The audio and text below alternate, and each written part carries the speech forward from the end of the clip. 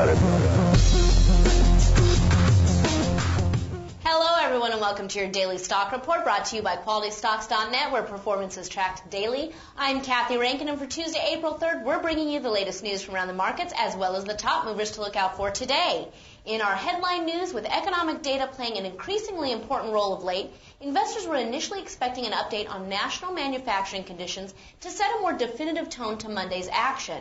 However, after the ISM index failed to offer a positive surprise following Friday's strong Chicago PMI data, participants were left looking for other catalysts to get buying efforts back on track after stocks recently limped into the end of first quarter, battered and bruised. As a reminder, the S&P 500 and NASDAQ ended the quarter up just 0.2% and 0.3% respectively, but the Dow fell 0.9%, logging its worst quarterly performance since the second quarter of 2005.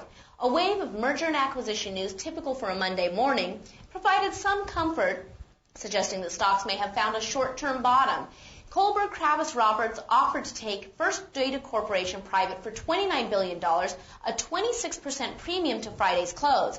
Tribune Company agreed to an $8.2 billion bid from Chicago real estate magnate Sam Zell, ending a 6-month battle for the troubled publisher. To be sure, the combination of stronger than expected growth and higher than expected inflation not only squashed the idea that a Fed rate cut will happen anytime soon, but it also raised the potential that the Fed actually might raise rates again.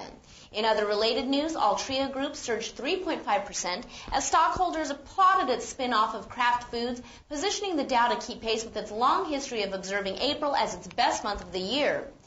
Even so, further evidence of trouble in the housing market after M&T Bank lowered its first quarter guidance, citing weakness in the secondary market for Alt-A loans, acted as an overhang all day and minimized overall market gains. M&T's warning left regional banks as one of the day's worst performing S&P industry groups and placed added concern on the rest of the influential financial sector, removing some notable leadership.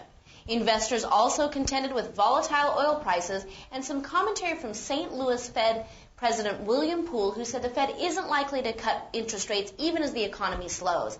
After climbing as high as $66.69 per barrel earlier and helping the energy sector continue to attract bargain hunters after a dismal start to 2007, crude for May delivery closed relatively flat on the day near $66 per barrel. Compounding the market's concerns midday were worries about the tension in the Persian Gulf between Iran and Western powers. Those concerns pushed oil prices as high as $66.78 on an intraday basis before they rolled over on a burgeoning hope that there will be a peaceful resolution over the weekend with respect to Iran's capture of 15 British soldiers. Utilities, though, was the day's best performer, following analyst upgrades on PG&E Corporation and TECO Energy. This year's best performing sector continues to attract buyers due to its defensive characteristics as well, especially since economic growth remains sluggish and aggregate earnings forecasts for the S&P 500 continue to fall. And now for our small cap news brought to you by Navori Incorporated. Founded in 2004, Navori Incorporated is a publicly traded independent online jewelry retailer with headquarters in Bellingham, Washington, with operations in California. Navori was founded with the specific aim to become a leader in the online retail industry by serving a growing target market with integrity and honesty.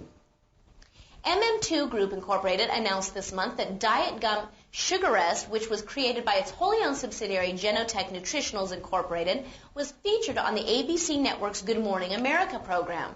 The Sugar Rest product is a minty tablet which dissolves in your mouth and temporarily blocks and neutralizes the sweet taste receptors of your taste buds, causing sugary foods and sweets to lose their taste and appeal. I can't imagine that, giving a dieter the instant willpower they need to keep their diet. Previously, at 4 cents a share, MM2 Group Incorporated opens their day up 45% or 5 cents a share.